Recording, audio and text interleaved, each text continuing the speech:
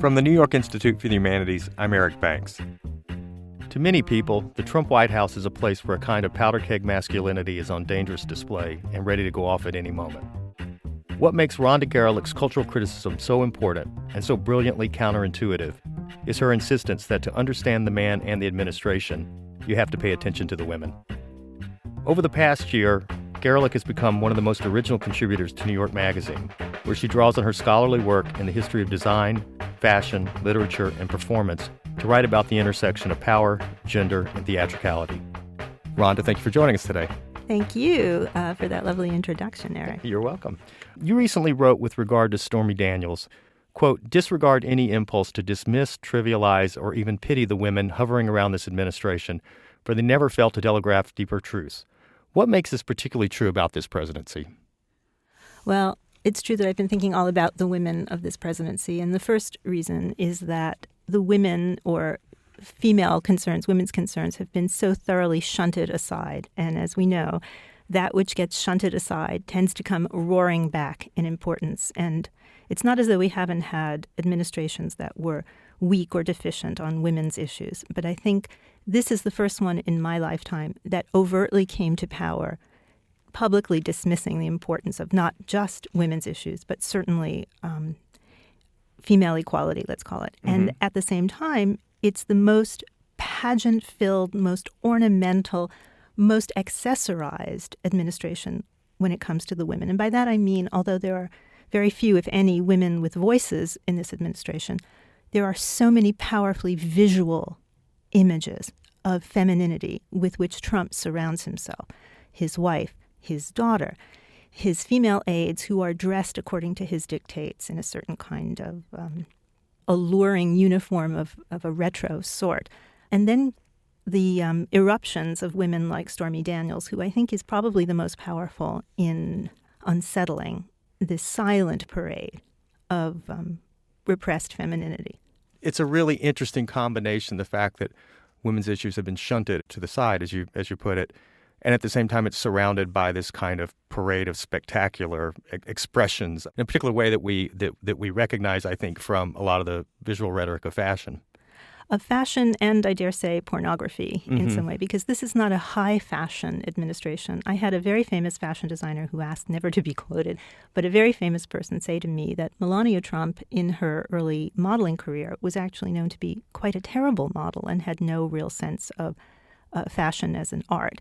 But the look of the women with the high-end fashion and this kind of Barbie doll, bombshell figure and makeup and magazine cover look combine for something that is so out of place temporally, chronologically, and yet so recognizable, I think, to most of us from porn, from TV, from a kind of sleazy level of pop culture.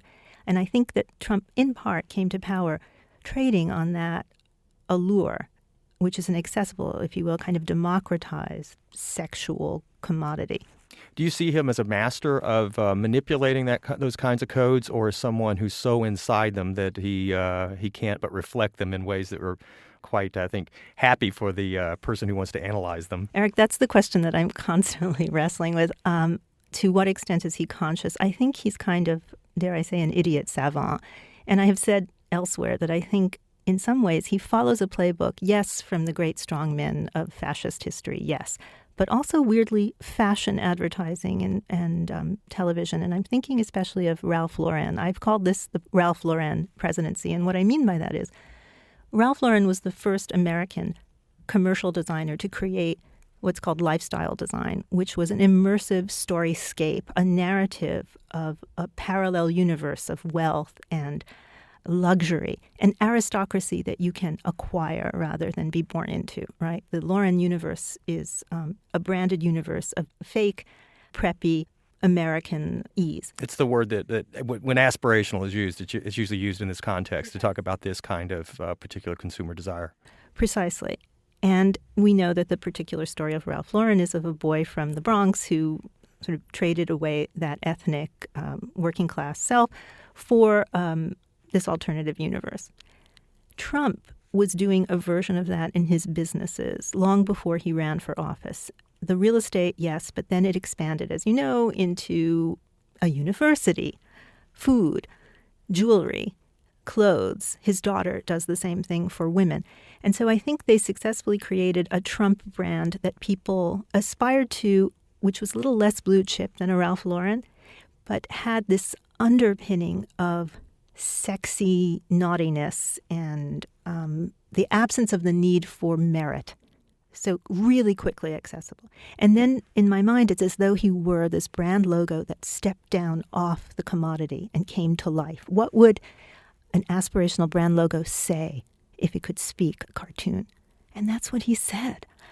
And so to the extent that it's conscious, I think it was an extension of a certain business strategy that manipulates desire. But I think since he is so subject to that desire himself, it's unconscious for him. One of the things that's interesting about that Ralph Lauren model is that, to me, and it's one of the things that struck me, I think, when Trump was when he was emerging in the primaries a couple of years ago, it seemed that there was something very recherché about it. It reminded me of something from the 1980s and 1990s, and a particular kind of aspirational fashion idea that I thought had really sort of disappeared after Reagan to a certain extent. I mean, to me, I would have dated that as from the arrival of the Preppy Handbook, but dying out by the time that the first Bush administration comes into power, and certainly almost buried by the Clinton years. So that's one thing that's always curious to me about the way that the Trump aura operates and the Trump brand operates. It seems so reversed in time and from another decade, but from one like 30 years ago. I have been thinking about that, as a matter of fact. And I think you're right to look back to the Reagan years when we had another performer become president. That was a Hollywood, golden age of Hollywood throwback. And I think his appeal to a lot of people was the same appeal that old movies still have. For example, the appeal that 1930s movies had in the 30s when it was a depression and there was a kind of aspirational, glorified wealth, sheen of beauty and polished sex and class that people longed for and looked at. And Reagan, in his way, had recreated a patina of wealth and well-being and the city on the hill and so forth that was appealing in the 80s. And the nostalgia that he mined as well. I mean, that he was happy to say, let's look back at this silver screen moment and old Hollywood and Bill Blass excellence. Yes, and he and his wife embodied that and were dressed in that manner and had their posse of friends from Hollywood.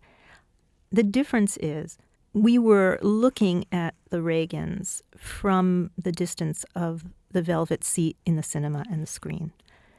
The aspiration, the pop culture aspect, the seduction that the Trumps had was more as if we were all sitting together somewhere. He was not at a distance. The screens now are so tiny. We carry them with us in our pockets, and we are with them 24 hours a day, 7 days a week. And this immersion in screen culture has taken us over so completely. It's the difference between cinema, old television, like serials from the 80s, like Dynasty, and reality TV and the Kardashians. My students speak of the Kardashians as if they were Greek gods whom we all know and refer to. They don't preface what they say. They say, Kendall says, well, Kim did yesterday on social media.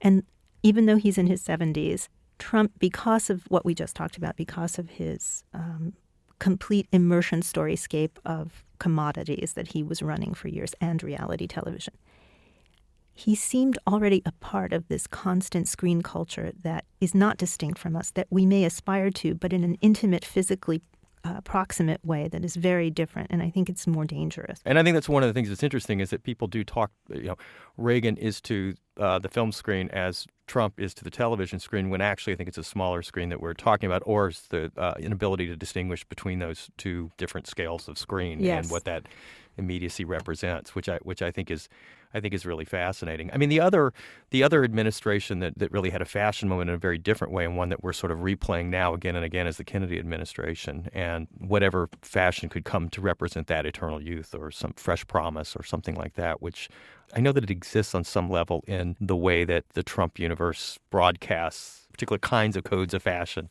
but I can't quite figure out how they ultimately square. It may be just some kind of eternal promise that's attached to fashion. I don't know.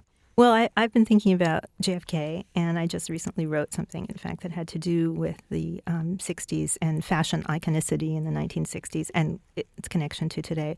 But I would say that the connector between those two things you mentioned is actually the Obama administration, which I think was far closer to a resurrection of Camelot than anything we're seeing now. And if we are seeing echoes of it today, I think it's an attempt to de-ethnicize it and popularize it to a grotesque and I think very hate-filled degree. But it is, I see why you say it. So I think when the Obamas took the White House, there was a feeling of genuine exhilaration and promise again that reminded me of what surrounded the Kennedy administration. There was this beautiful young family.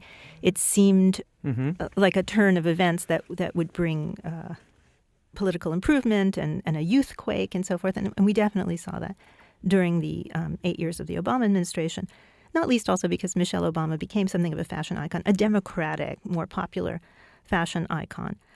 In the past year, what we've seen, I think, is a kind of pantomime, soulless version of commodification of women that's quite different, obviously, but which is trying, nonetheless, to use some of those cultural cues that the Obama administration used. I see it periodically. It would be disavowed if you asked. But if you look at the comparisons on social media, the kind of the vicious remarks sometimes about Michelle Obama in contrast to the classy, quote-unquote, Melania, who is a fashion icon of sorts but silent, but has no apparent politics and, frankly, is white. And I think that's one of the hateful reasons why the comparison is drawn.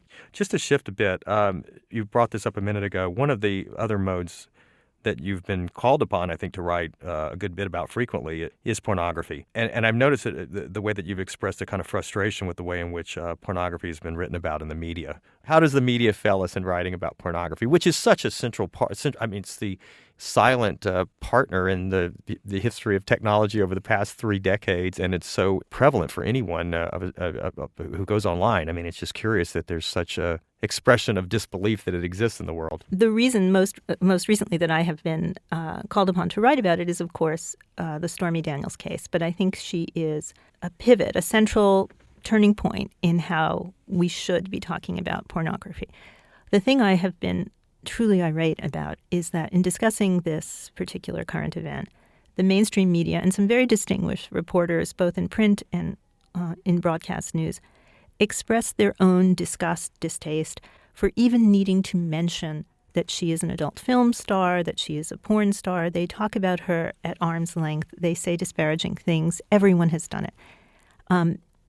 It is despite themselves that they have to talk about this. They feel degraded by it.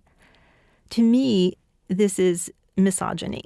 How so? Well, because I think porn is omnipresent in our culture, as you say, and I doubt that most of the people expressing this disdain are unfamiliar with it entirely.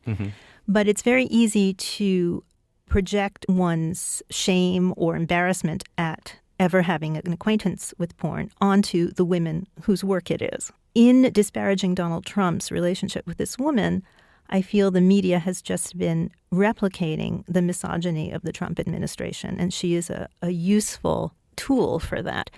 It's disavowal. And porn itself is a form of disavowal also. It's not that I'm a big fan of porn, but I see it as an expression of America's, in particular, discomfort with matters sexual. And we tend to be both prudish and extremely prurient about it. And we see that in any discussion that emerges from this underworld we're never supposed to speak of in polite society. And the Trump presidency, arguably, is about a certain segment of the population feeling relief that he speaks what no one else dares speak, right? This is what we're always told, that he came to the presidency daring to say the unsayable. Frankly, a lot of that is unsayable things that should remain unsayable. Racist things, misogyny, xenophobia, take your pick. But it was also a kind of bravado sexually that perhaps a lot of people would like to express. And having a porn star love affair is part of that bravado. But since porn is about pushing aside human connection sexually, I think we need to be very careful not to reproduce that repression, that disavowal, when talking about a normal human woman who happens to have her work be part of that, which is so integrated in society but never spoken. I think if we can have a more organic relationship to that, perhaps we won't have the degree of disavowal that leads to an eruption like Trump, who, to my mind, frankly, is far more pornographic and obscene than any woman who happens to be a sex worker. Well, that's what I understand as much as, I mean, I think to the extent that it can be really put that way, that Trump is symptomatic of that kind of pornographic, I don't want to call it the pornographic imagination, but something like the pornographic condition. I think it's interesting that writing about sexuality and desire and gender is still such a difficult proposal. I mean, I think by contrast, when I think about the arrival of cultural studies in the American Academy in the 1980s and the academic study of style and of fashion, I think that behind it there was some kind of liberational component or aspect. I think I know what you mean, and I think about this all the time. I've been writing about fashion and style for many years now, and I can tell you that the response that I've gotten over the decades has only slowly changed. There has always been a slight disapproval within the academic universe to writing about fashion.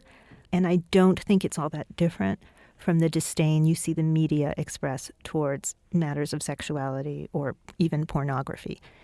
To take pleasure in things, and that's what porn is about, that's what fashion and style are often about, pleasure is very frowned upon in America.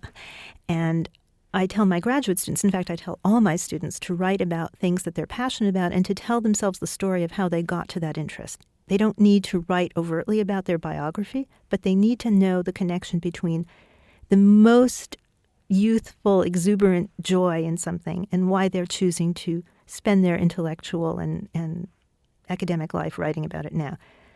I take that advice myself, and it's led me more and more to things that I loved as a child, things I talked about with my mother, for example, things I talk about with my women friends. But I think that there is an aversion to pleasure in writing and reading, just as there is an aversion to avowing sexual pleasure in America and keeping it as a recreation or as a shameful secret or as something for girls. And the more we can integrate those things, I think the more powerful intellectually our work is, and I think the more honest it is, and the more democratic and feminist it is. And it's true that fashion and fashion theory became more of an issue in the United States and the Academy, maybe in the 80s, but I think it's taken longer for it to take hold, to have a firm footing here, while in England, for example, in the UK, it was much more of a normal topic earlier, and that's in part because of their open Marxist tradition in the universities. Writing about material culture goes back to Raymond Williams and before, and there's an acceptance of it there. In fact, I find my colleagues in the UK are often far more embracing of the stuff I want to do. I also think that in recent years we've seen in commercial publications like New York Magazine, where I write a lot, more interest and greater acceptance of more intellectual, more academic approaches. Many years ago, I wanted to write for magazines. I always thought it would be more exciting to both write for academic journals and the general public. I just love conversation. As you know, I always say this, I love to talk and have lots of people talk to me, and I think we all learn that way. But when I was younger, I tried to write for some women's magazines, and I even got interviewed by a top women's magazine editor, a very prominent lady, who brought me in to see if she would be able to use me, and she gave me a test, right? She sent me home with a stack of her own glossy magazine and told me to critique the content and write something I would like to see in the future and write a kind of counsel for how I might improve the magazine. Mm-hmm. So I was very exhilarated by this, and I went home and I took it very seriously, and I did that, and I brought it back to her. And she said, essentially, "Are you kidding me?" Mm-hmm. And it wasn't as though I had done something outlandish, but I had thought to put more of my own background and training into it, and I thought it could be a little more literary or a little more political or have more books or, or connect books and fashion and so forth. And she said, "It will never sell. It's hopeless. It's sorry, dear," basically. Fast forward probably 20 years.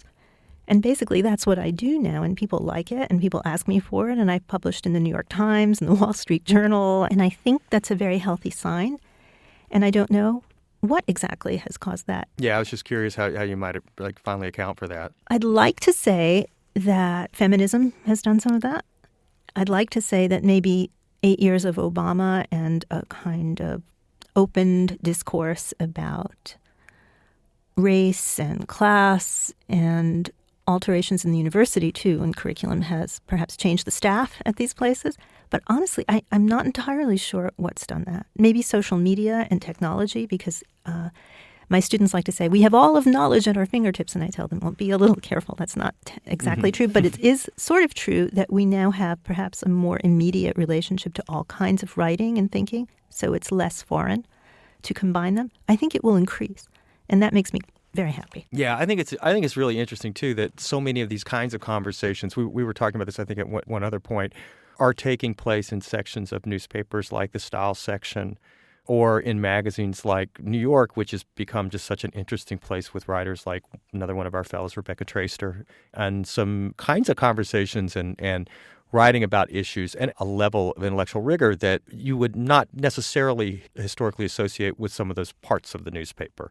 And I think that's really kind of an incredible thing. Is there any kind of change that you sense also among younger writers who want to be part of this conversation and want to write about style, write about fashion? I think it is changing. I think it's changing for many reasons on different fronts. First of all, it's changing because of the nature of journalism, as you know, with paper dissolving, magazines and printed media in such peril. The replacement of the constant internet journalism has its downside, we all know, but it also has the upside of being far more democratic and inviting all kinds of voices, so that I see writing by people who might not have been published in Vogue online for all kinds of internet journals. And from there, they have a portal into some of the more established places. So that's just one very simple logistical reason. Another thing is the fashion industry has changed, and it's no longer just a top-down, great genius, the collection several times a year system. And now you're probably familiar with the see now, buy now change in the industry, which is runways being shown on YouTube and people being able to buy things immediately instead of waiting for the stores to then have the clothes in them, which require trucks and months of time. So again, in a logistical way, the fashion industry has become so instant, so immediate, and so deeply connected personally to the tiny screen on someone's pocket in any country in the world who can press a button and buy something that he or she just saw presented on a runway. That immediacy creates a kind of critical and theoretical immediacy, too. So all kinds of brain power is being addressed to fashion. Also, young people, people of color, people who do streetwear are now becoming very famous indeed in the fashion industry. Most recently, and this is something my students have been all excited about, the very young and interesting Virgil Abloh. I don't know if you know who that is, but he still is. He's a young African-American designer who had collaborated with Kanye West, for example. He had a line called Supreme, and it's sort of streetwear, athletic-inspired wear. He was just appointed artistic director at Louis Vuitton. What that tells us is that the big doyen houses of Europe are looking to put fresh blood and new ideas into their lines. And then I see my young students, kids who probably never would have studied fashion 20, 30 years ago, young men too, are all abuzz and bring their own knowledge base to it, which can include music and street culture and a different kind of politics. And they're just a few years away from being the next fashion journalist. So it's not just going to be this rarefied, Daniel Day-Lewis in that movie, the Phantom Thread version, although that's interesting for another reason. It's going to be a crowd looking at it from every which way. Well, that's a fascinating thing about fashion. It really does function in some kind of way as a sign of signs, and we can find our way into it in so many different ways. And I think what you're doing in particular is extremely interesting.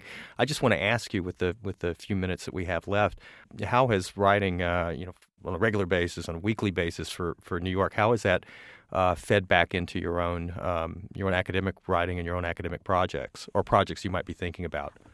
It has a huge effect. It's not just my writing for New York Magazine. Learning to be a journalist has helped me in every way, not just conceptually, but mechanically. The first thing I have to address is that it helps you mechanically. When you write on deadline, when you write for something that will appear tomorrow, you concentrate the mind and you develop a facility. It changes your tone and it changes your pace, and I'm grateful for that. For all the times I've knocked my head against the wall in agony over it, I'm grateful for it. The other thing is the journalistic voice that you need to develop, even though mine is very obviously informed by my academic training, is just clearer. And it's not just that it's clear to other people. it makes it clearer to me. And so I read myself and I think, oh, that's what I want to write my next academic book about. And I can see it in a way because it's filtered through my imagined reader who is not just my colleague at the university. And one thing that is paramount in my mind that I have been seeing in my own work and is part of a project I want to work on is this concept of disavowal. We were talking about pornography and what is shunted aside and what culture refuses. And in writing about Stormy Daniels, now I've written several pieces about her, I keep coming back to this notion of disavowal and bodily disavowal and erotic disavowal, which I have written about in my Loie Fuller book and other books, but now I see that I really want to write about it in terms of climate change, and that's a project that I'm working on. The relationship between bodily disavowal, the disavowal of climate change, and performance and theater and performance. That's fascinating. That sounds like a really interesting topic. I hope so. Yeah, and I want to see the fruits of this project. So I hope that you will absolutely embrace it, and I look forward to talking to you about it the next time we sit down. Oh, well, thank you. That's encouraging. Thank you. What a pleasure. Rhonda, thank you so much. Thank you, Eric. This podcast has been brought to you by the New York Institute for the Humanities at NYU in conjunction with the Arthur L. Carter Journalism Institute. Our producers are Annika Kaundinya and Ben Branstein. Our thanks to Uli Baer and, for their technical and design acumen, Aaron Dowdy and Selena Lucazzi. For more information, or if you'd like to subscribe to our podcast, visit our website at, this is one word, nyihumanities.org. Again, that's nyihumanities.org.